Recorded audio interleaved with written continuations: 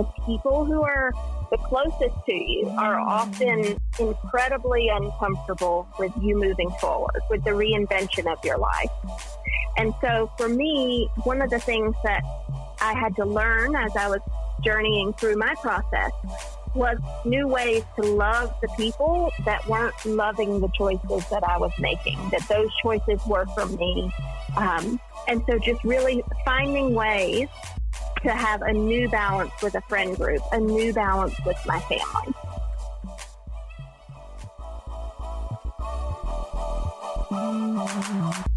Welcome to the Reinvention Road Trip, a coffee shop style podcast that is helping thousands of women dream bigger and level up in business and life. I'm Jess Averhart. Join me as we learn from the baddest women in the game who share their powerful reinvention stories, each one dropping unique gems and takeaways just for you.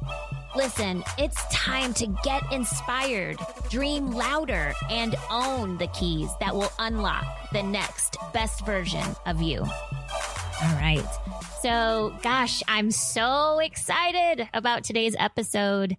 You know, when you meet someone and you're just kind of like, oh my gosh, this is my soul sister. Like, we are kindred at some level. I'm certain of it because we share similar philosophies. Like, you know, when you meet people like that, I met this woman just like I don't know, just a few months ago. I was in the midst of writing my book, and the person, I was staying in a little town in North Carolina and at an Airbnb, and the owner of the little cottage I was staying in was like, you have to meet Melissa.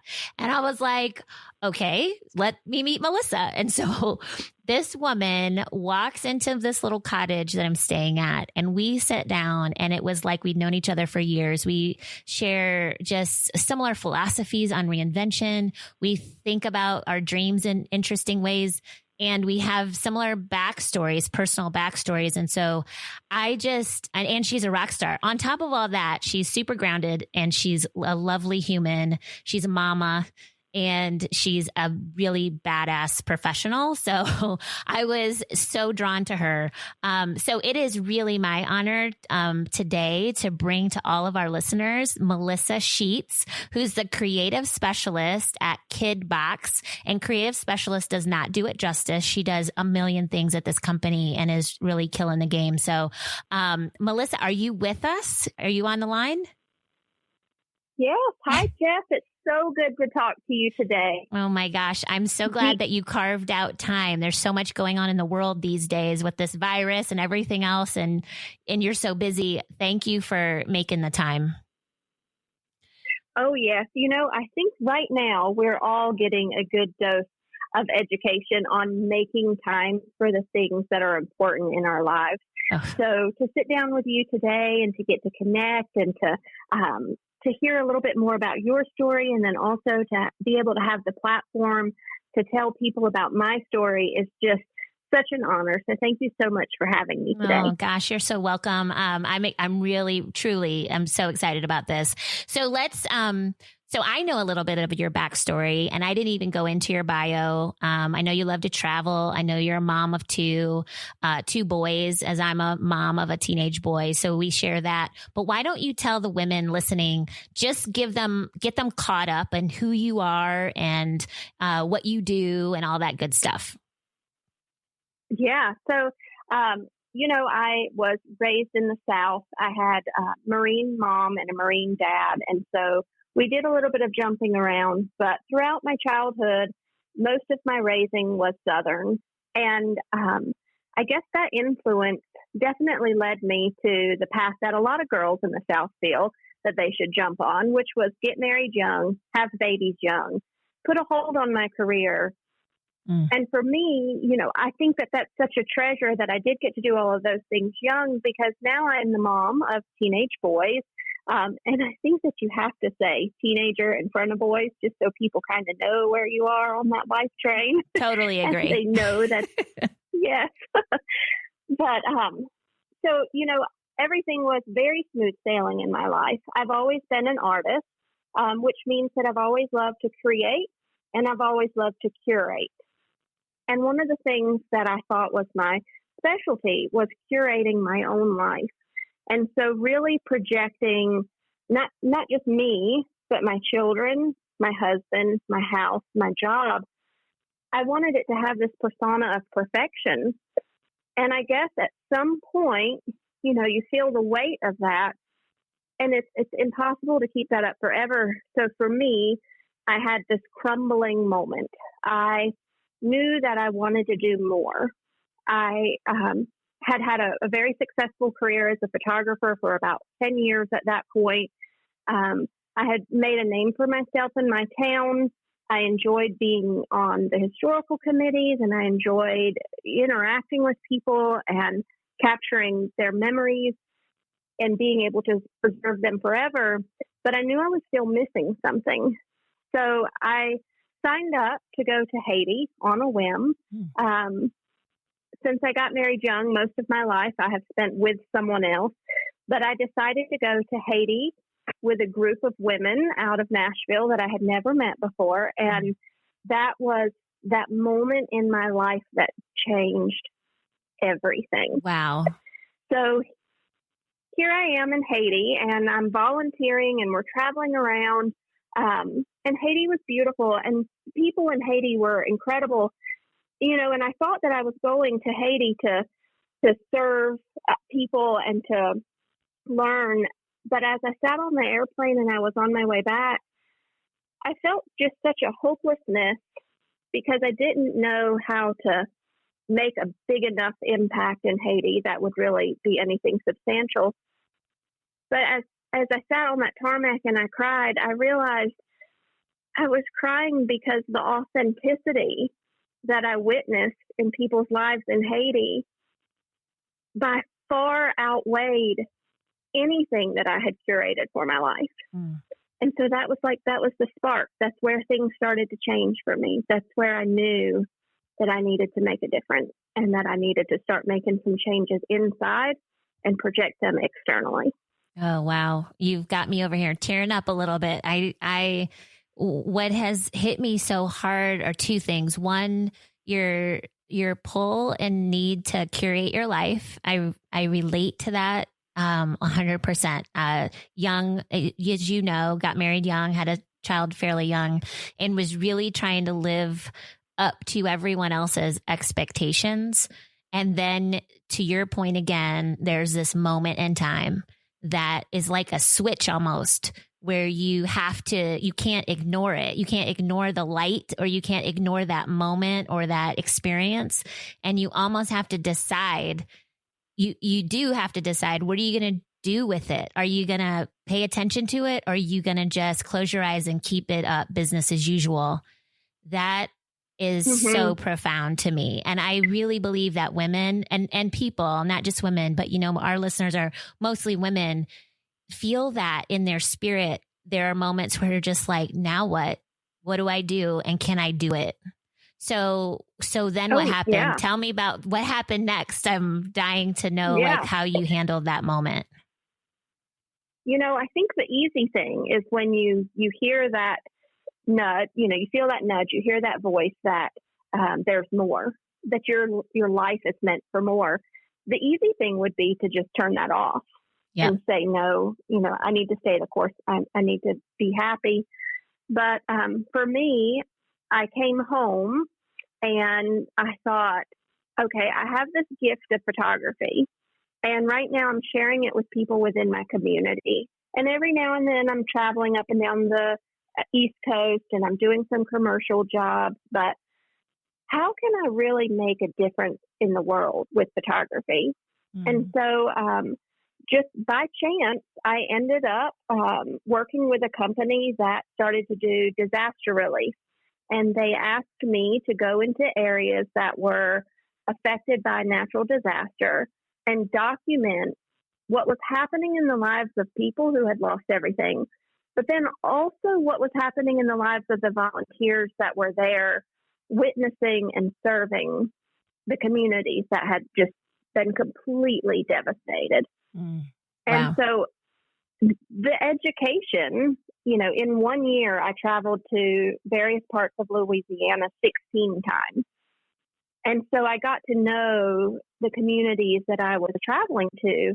And some of the communities were constantly being hit by flooding. And so the narrative was very similar as I talked to other people in the community, as I did interviews. But then I would come to some neighborhoods, that this was 100-year flood. Their parents had lived in this house. Their grandparents had lived in this house. Now this house was theirs. A flood had never happened. And now their whole lives were devastated and turned upside down.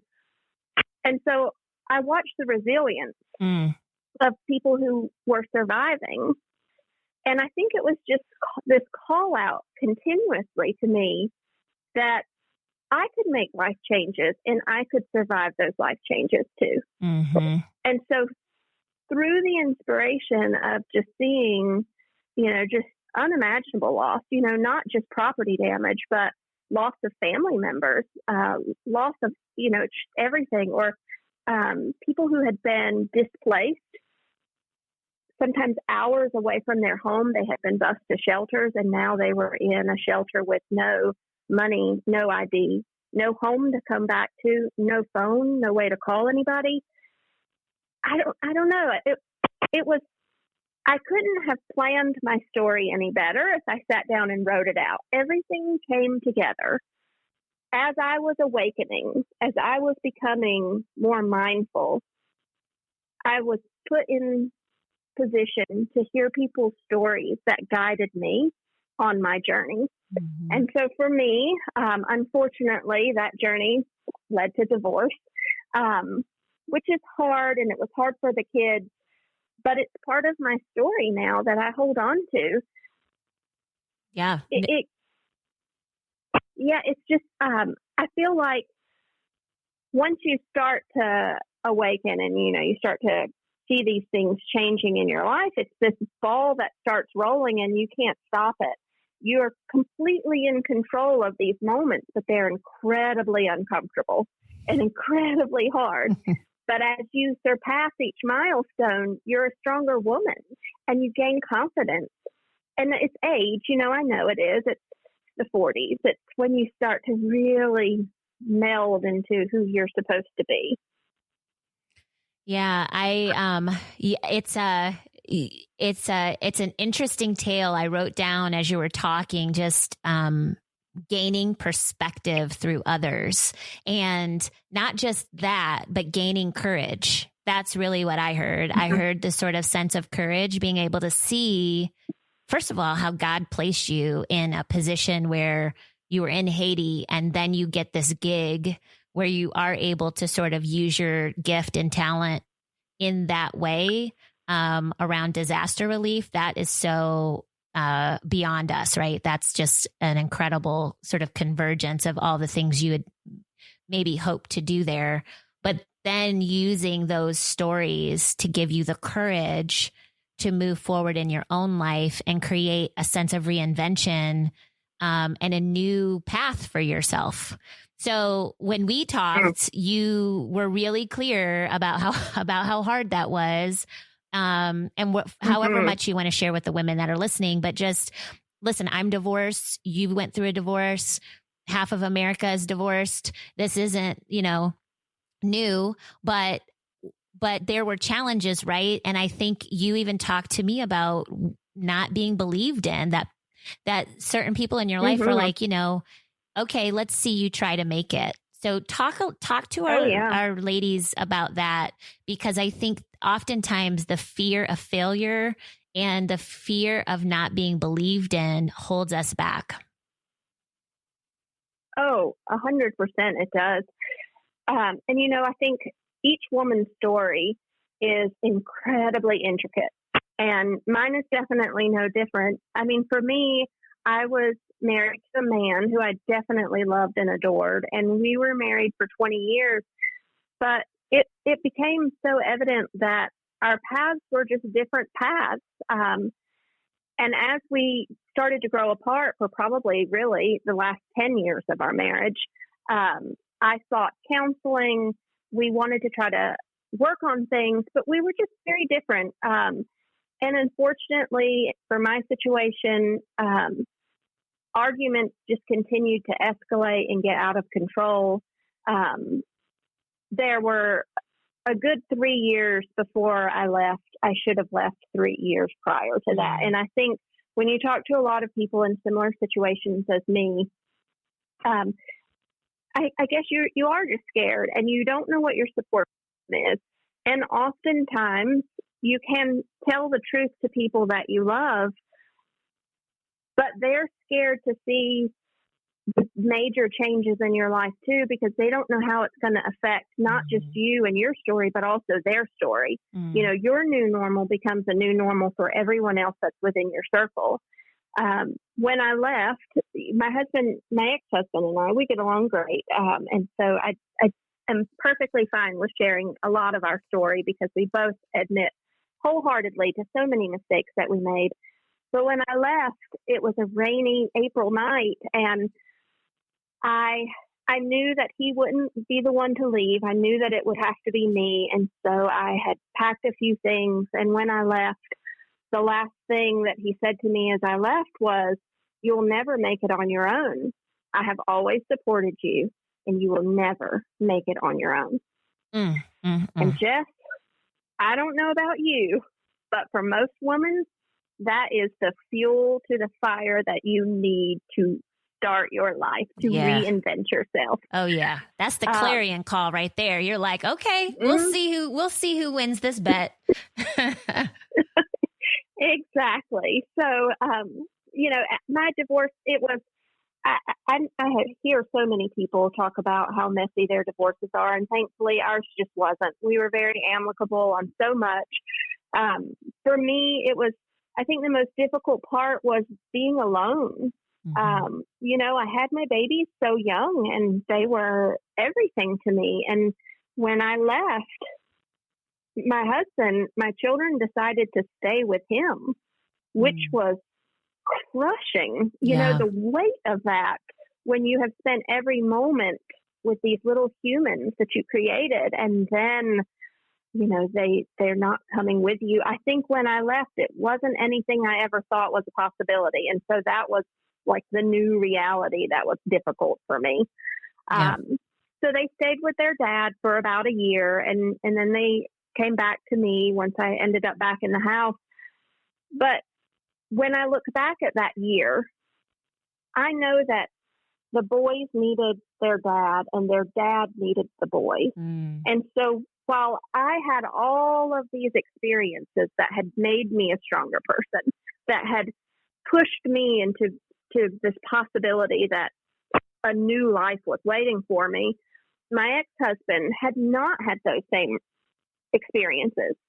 And so for him, having the boys with him to comfort him, you know, to have that sense of family still, I think was absolutely what was meant to happen. But if you rewound, I was not okay with it in the moment. But now I can look back and definitely realize it was meant to happen. Yeah, no, that makes sense. That's hard. I mean, that's the thing, right? As we think about going on a journey of reinvention, there are going to be things we give up. There are going to be challenges that we can't imagine, right? And we have to decide.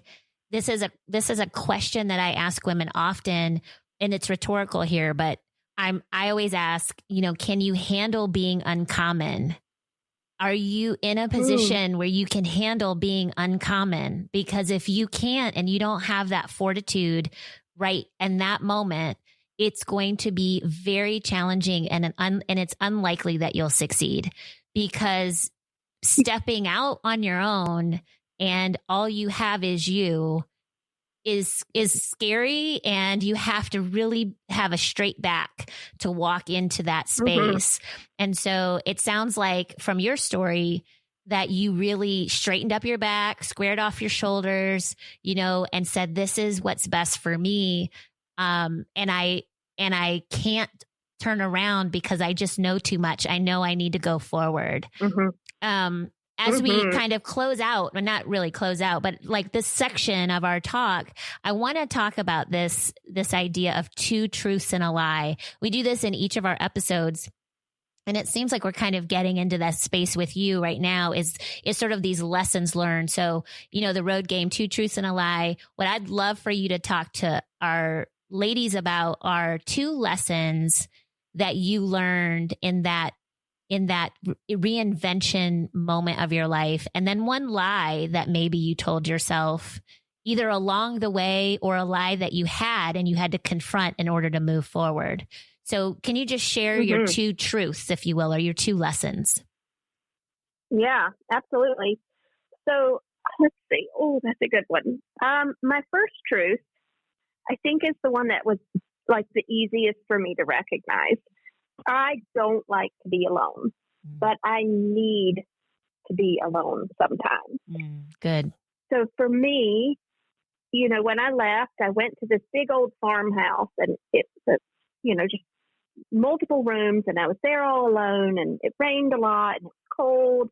And I didn't want to be there alone, but I knew I didn't want to be back in the same situation that I had left. So I was forced into this alone time, which left me so much quiet time to really be in my own head, and not in a dangerous way, not in a way where we're manifesting stories or truths that aren't true, but in a way that for probably the first time in my life, I was surrounded by enough quiet that I could hear myself think, and I had time to really start to process my own thoughts.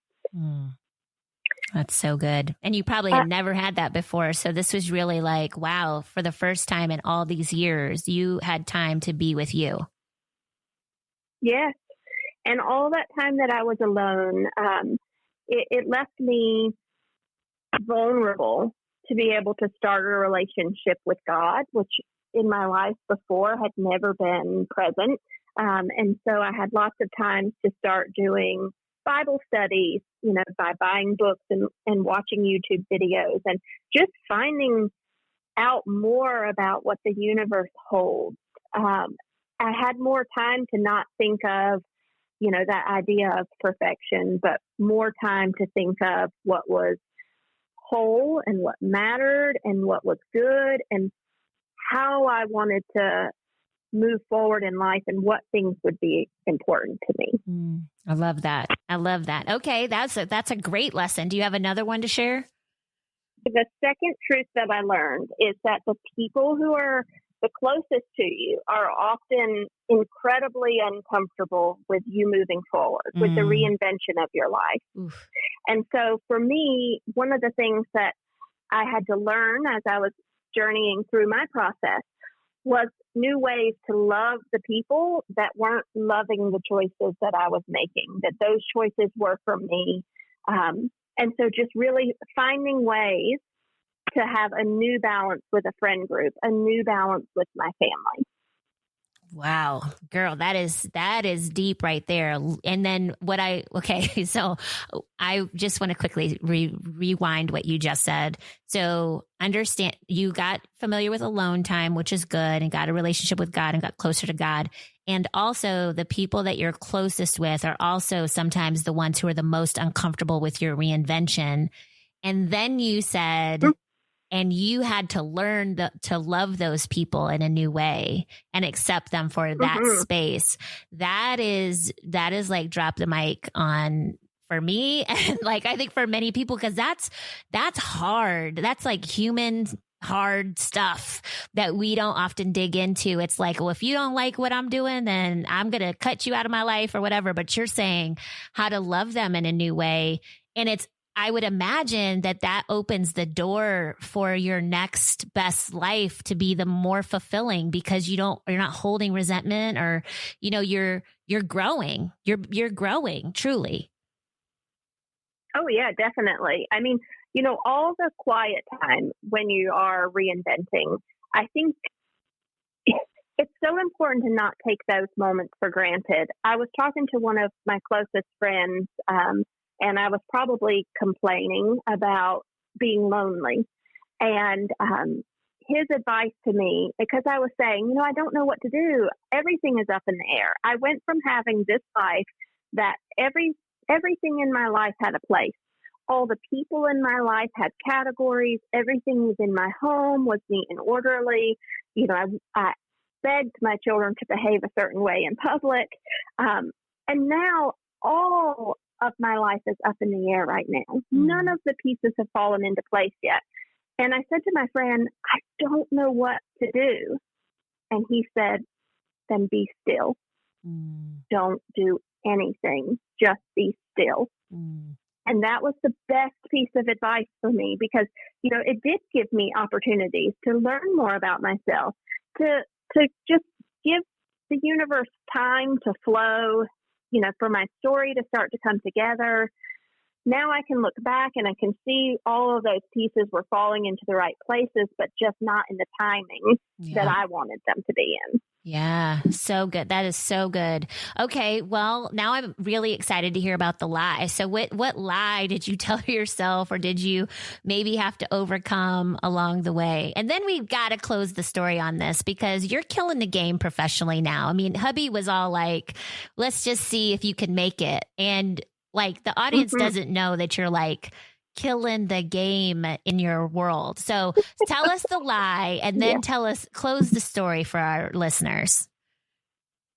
Okay. So I think the lie that I had been, that I believed, I don't even know if I told myself this or if this is just what media portrays and what most women think.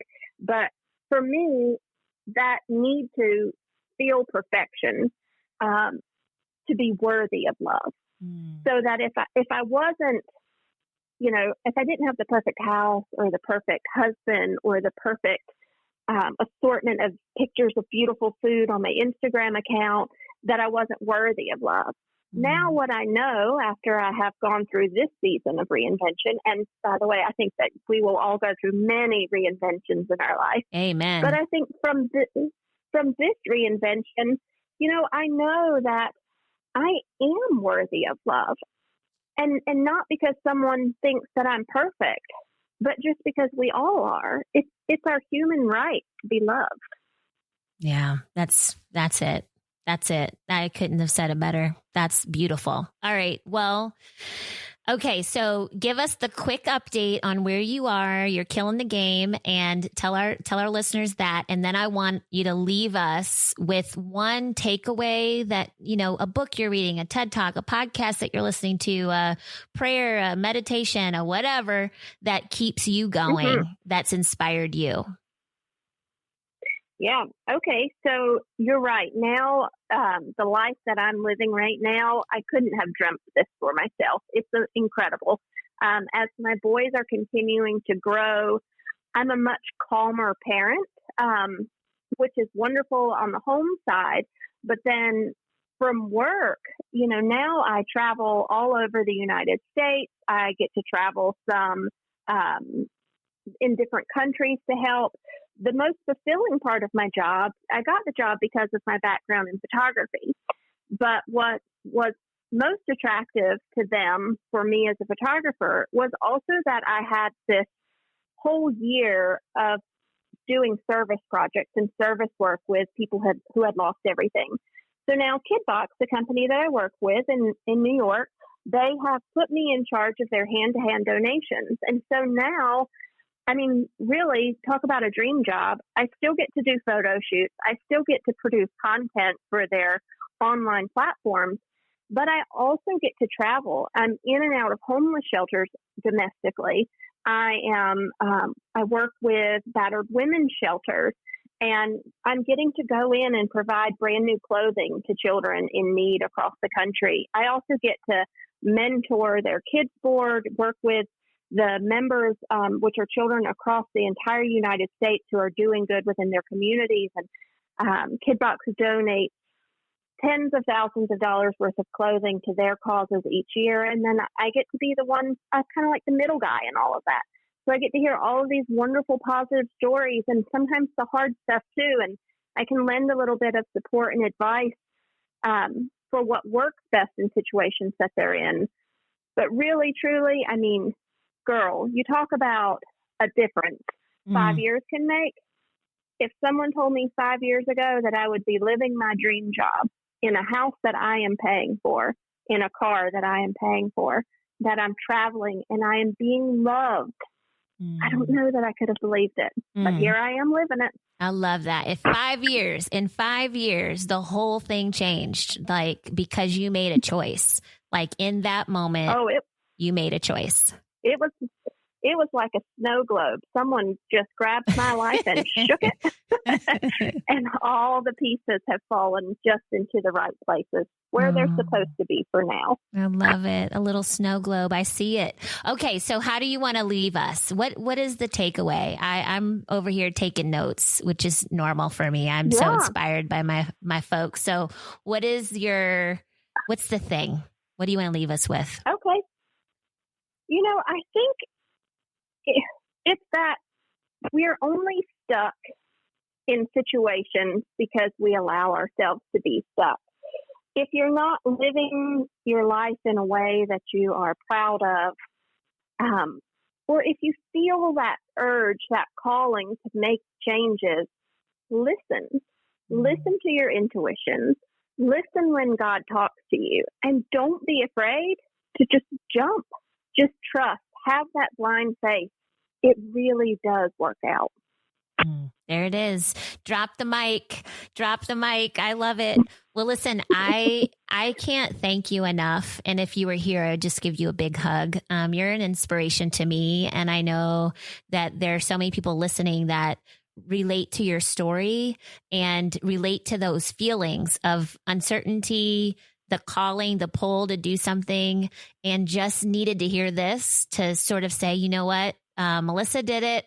I can do this too, right? I get this. And I really appreciate you sharing this with us today, Melissa. And I wish you only the best, girl. Oh, Jess, thank you. And thank you for the thought of this podcast. Thanks for listening to your gut when it told you to create something like this, because I think you're going to create a community of women that can lean on each other, learn from each other's stories. It's just all good. Thank you so much. Thank you. Love you, girl. And we'll talk soon. All right. Okay. Thanks, Sounds hon. good. Bye. Okay. Bye-bye. Thanks, friends, for riding along on today's Reinvention road trip. If you like what you heard, tell a friend and leave us a review. I know it seems like a little thing, but it is so important to see if we're on the right track. You can find the show notes at jessaverhart.com/podcast. And don't forget to join the Reinvention road trip by signing up for our newsletter, where I share behind-the-scene details and nuggets that you won't hear on the show. New episodes drop weekly, so subscribe on Apple Podcasts, Google Podcasts, Spotify, or wherever you're listening to your podcast these days. All right, friends, thanks so much. Until next time.